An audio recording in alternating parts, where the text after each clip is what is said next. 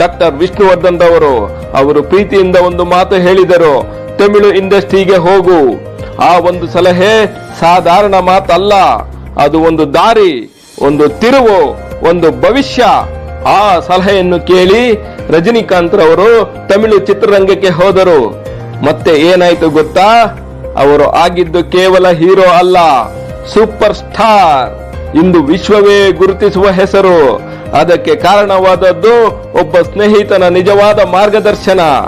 ಅದಕ್ಕೆ ರಜನಿಕಾಂತ್ ಅವರು ವಿಷ್ಣುವರ್ಧನ್ ಅವರನ್ನು ಅಣ್ಣ ಅಂತ ಗೌರವದಿಂದ ಕರೆಯುತ್ತಿದ್ರು. ರಜನಿಕಾಂತ್ ಸೂಪರ್ ಸ್ಟಾರ್ ಆಗೋದಕ್ಕೆ ಕಾರಣ ವಿಷ್ಣುವರ್ಧನ್ ಅವರ ಒಂದು ಸಲಹೆ. ತಿಳಿದಿದೆಯಾ?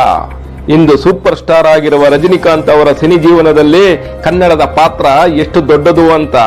ಅವರು ಡೌನ್ಲೋಡ್ ಶೇರ್ ಚಾಟ್.